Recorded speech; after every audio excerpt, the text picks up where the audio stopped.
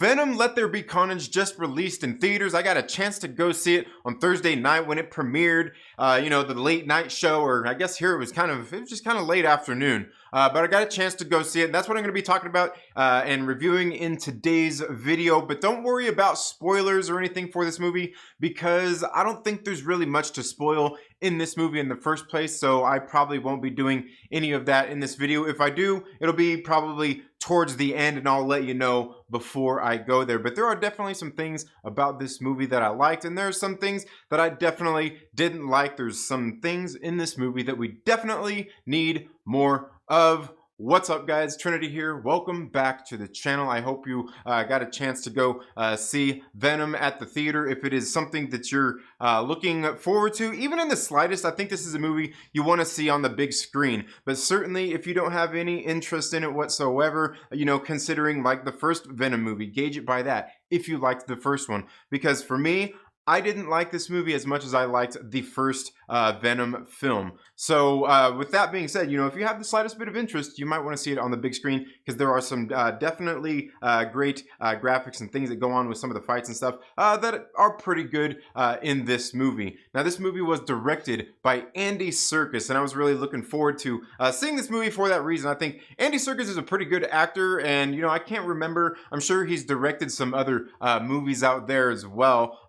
I just can't really think of anything off of the top of my head. This movie is only 90 minutes, and I think that's absolutely great. It was probably about the sweet spot for this film. Now, this film stars Tom Hardy, Woody Harrelson, Michelle Williams, and Naomi Harris. I believe Reed Scott, and was that Donnie Wahlberg? You know what I'm saying. I'm not a huge Venom fan from the comics or anything, so I didn't have any high expectations of this movie going into it in the first place. Even the first movie, I thought it was pretty good. I didn't think it was great. But so, this sequel, I didn't really have high expectations for. I just wanted something that was at least entertaining, at least. And, just getting into this movie, it seems like it moves along at a pretty good pace, and that's not a bad thing. But some of the stuff, it seems like it kind of just really goes over really fast, especially towards the beginning when we get introduced to Cletus Kasady and his relationship. So just some of that, we get a little bit of a love story going on here, and then we jump into the Venom and Eddie relationship, Eddie Brock and Venom here, just kind of what they're going through. A lot of this stuff to me really seemed like it was just rehashed stuff from the first movie. Just like, kind of the same jokes, them, not getting along, they're fighting, and just some of those different kind of things, wrestling with, he wants to eat brains, and, what they're going to do to feed, and it's just a whole lot of, like I said, it feels a lot like the same stuff that we got in the first movie here. And then obviously we can see that they've kind of been working together here a little bit. His character has found some success. And then, of course, there's obviously the relationship stuff between his main character. I can't even remember. What was her name? Alice or something like that? I don't remember. Who Michelle Williams is playing, recurring her role from the first movie in the love interest of Tom Hardy's character, Eddie Brock. So, like again, there's just kind of more of that stuff. I'm not even really for sure that she was necessary for this movie. I gotta say, I think, you got Woody Harrelson in here playing Cletus Kasady. I think Woody Harrelson is a good actor, and in this, I just feel like he was underused. Just kind of, maybe all his cool scenes and everything got cut out. It just, I don't know. There's a lot of things that I think performances suffered here in this one as well. And like I said, the biggest thing with Tom Hardy is it just seemed like rehashed jokes and everything from the first movie. Kind of like when you watch Anchorman 2, when they do when the first one they do the Sex Panther joke, 60% of the time it works every time, or 70% of it, right? And then in the second movie, they rehash that joke with the condoms, but then they also rehash it again with the Sex Panther joke again. It's just kind of, I don't know, it's too much. Too much. It was okay for the first one, but I don't know. Didn't really work for the second one here.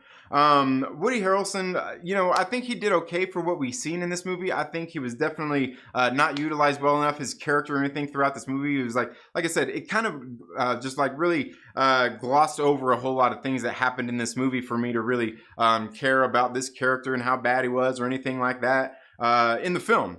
But I don't know. That's just if you ask me. To me, I say like the best performance in this movie comes from, I think his name is Reed Scott, who is playing the fiance of the whatever. Like I said, Alice, Nate, whatever Michelle Williams' character's name is in this movie, because it's a character I guess I just don't really care enough about. And like the best performance in the movie came out of him. And throughout the whole movie, anything that he was in, like he was good. Everybody else kind of. This movie, like I said, it moves along at a pretty good pace, never really breaking pace. There are some scenes in the like I said, you got the scenes at the beginning with Eddie Brock and Venom kind of going at it, you know, in their apartment and everything. A lot of this stuff that we got in the first movie, it's like we already got that. Then you got the scene where this particular scene where there's a little bit of drama going on. Venom is kind of doing his thing. It seemed like there's a whole lot of fluff here. It seems like there's a whole lot of fluff in this movie, and that's what it seems like for the most part. Just a whole lot of fluff. And then here's Venom and Carnage fighting. And to be honest, there wasn't enough of Carnage in the movie. There wasn't enough of Venom and Carnage fighting. Even the last like fight scene, I was sitting there at the theater kind of like bored and about ready to fall asleep. Like, again, for me, it just didn't really do it. One thing I definitely like about this movie is, like I said, it moves along at a pretty good pace, and it's only 90 minutes. Not every single superhero movie needs to be 2 hours long, 2.5 hours long. They do not have to do that. It's okay to make a shorter film. 90 minutes is the sweet spot for this movie, because if it was any longer, I think I might have walked out of the theater. But hey, that's just if you ask me. I gotta tell you, because even there's a mid-credit scene as well. There's no post-credit scene, so you don't have to stay past the mid-credit scene. But even the mid-credit scene here was kind of like, I get why everybody's hyped about it and everything, but kind of like, and there's a whole lot of things that you could talk in and speculate about what was in that trailer as well, or what was there or in the mid-credit scene. But again, it's just not really that exciting to me. But let me know what you think down in the comments below. The greatest thing about this movie is that it's only 90 minutes. Not all movies have to be longer than that. You can get it done in that amount of time. I think about a movie like Black Widow and think about, imagine if that movie had been 90 minutes. They could have cut a lot of stuff out of there, a lot of the fluff. And like I said, Venom, it seems like it's got a lot of that fluff only to deal with what you see in the mid-credit scene. You know, like there's a whole lot of fluff just put around this film just for that. And for me, I think it was disappointing. I didn't really enjoy it, but like I said, you might enjoy it. If you have the slightest bit of, want to see this movie, definitely go see it on the big screen, because there are some things graphically they did cool with the characters. Like some of the CGI and stuff with Venom and Carnage in here, I didn't really like, but some of the stuff they did with some of the fights and things were kind of cool as well.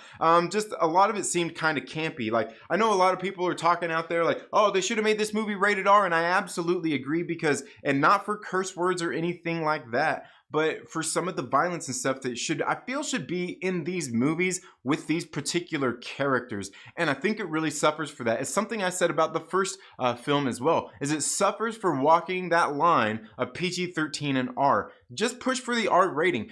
And here's the thing, is just because you go for the R rating does not mean that you have to push the envelope super far.